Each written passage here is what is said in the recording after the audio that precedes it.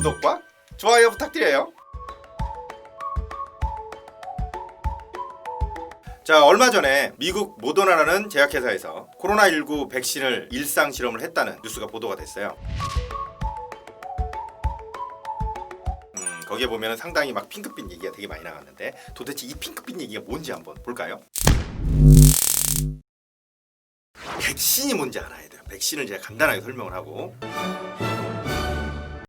백신이라고 하는 것은 우리 몸에 들어온 외부에 있는 병원성 물질을 우리 몸에 들어오기 전에 나한테 알려주는 거야. 저 새끼가 나쁜 새끼라고. 요번에 들어온 코로나19도 그렇지만 B형 감염도 그렇고 C형 감염도 그렇고 독감도 그렇고 처음에 들어올 땐 저 새끼가 나쁜 새끼는 몰라. 나쁜 새끼를 갖다가 내가 먼저 잡아와. 이 새끼를 조사.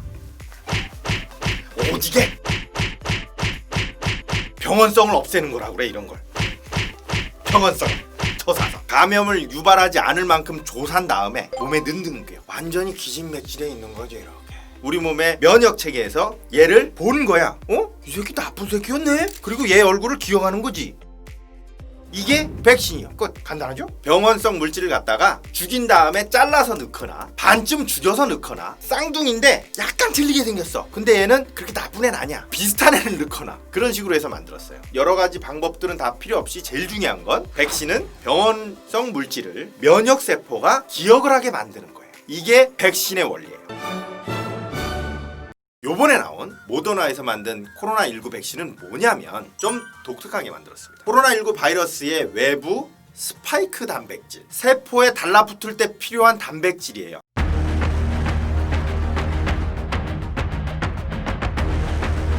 딱 붙는 게 필요하단 말이야. 코로나 바이러스 겉에 이렇게 쭉 늘어서 있겠지. 이 스파이크 단백질을 만드는 메신저 RNA를 이용해서 만든 겁니다. 메신저 RNA가 도대체 뭐예요?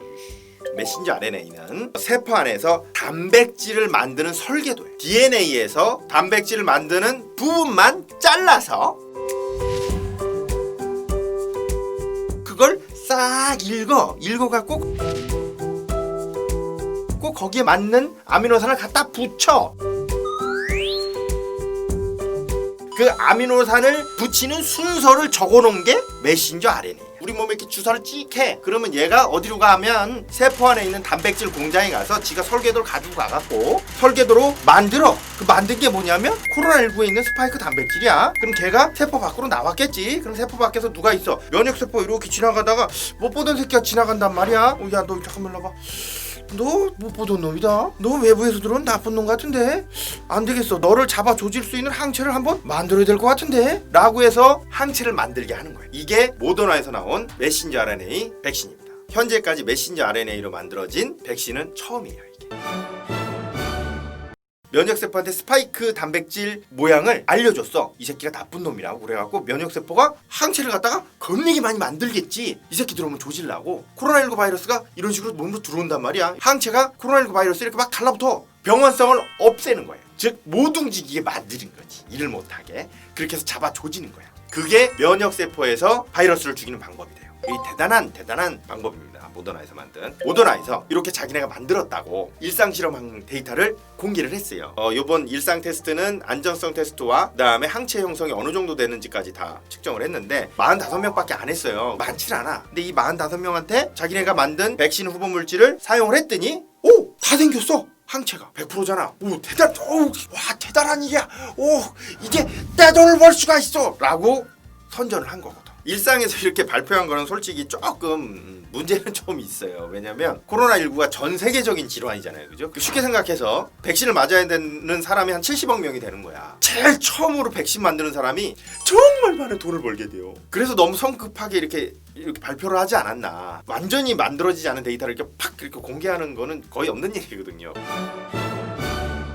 항체가 얼마나 지속되는지는 그거는 뭐냐면 B셀이라고 해서 항체를 만드는 세포가 얼굴을 기억을 해요. 야, 너 인플루엔자, 너 독감 바이러스 이 새끼. 야, 너 간염 바이러스. 너 코로나19 바이러스. 이걸 기억을 해야 조지는데 기억하는 시간이 틀려요. B형 간염 같은 경우는 거의 평생 기억을 합니다. 평생 동안 들어오면 저 새끼는 이렇게 돼. 독감 바이러스는 독감물이 1년에 한 번씩 맞죠? 예방주사. 그럼 독감 예방주사 1년에 한 번씩 왜 맞을까요? 얘가 독감 얼굴을 까먹어. 얘가 독감 얼굴을 한 10년 기억하면 10년에 한 번만 맞으면 되지. 1년마다 까먹는단 말이야. 어떻게 다시 가르쳐줘야 돼. 그래서 다시 예방주사를 맞는 거예요. 바이러스마다 기억하는 기기가 달라요. 되게 중요한 거잖아. 만약에 지금 모더나에서 만든 백신을 예방주사 내가 맞았어. 뭐라? 한 달밖에 안 가. 아씨 큰일 났네 이거. 1년까지 기억하면 괜찮지. 10년 정도 하면 와 땡큐지. 한 달밖에 안 되면 한 달마다 계속 맞을 수는 없잖아. 백신을 만들었을 때 항체가 얼마나 지속적으로 나오는지가 아주 중요해요. 그리고 아까 말씀드린 병원성 물질인 바이러스가 병원성을 갖지 못하게 항체가 달라붙어서 못 움직이게 하는 걸 중화항체라 그래. 중화항체. 발음이 안 되네. 중화항체. 그 중화항체 생성률도 되게 중요하단 말이에요. 실험한 45명 중에서 어느 정도가 만들어졌는지 아직 확실하게 얘기를 안 했어요. 8명이라고 그랬는데 그 8명이 8명만 검사해서 8명인 건지 45명을 검사했는데 8명인 건지 모르잖아. 그거에 대한 완벽한 이렇게 얘기를 좀 해줘야 되는데 아직 그게 완전하게 나오질 않아서 조금 정보가 부족한 건 맞아요. 셀트리온에서 중화항체 치료제를 페렛에 시험했는데 현저하게 효과가 났다는 발표가 났습니다.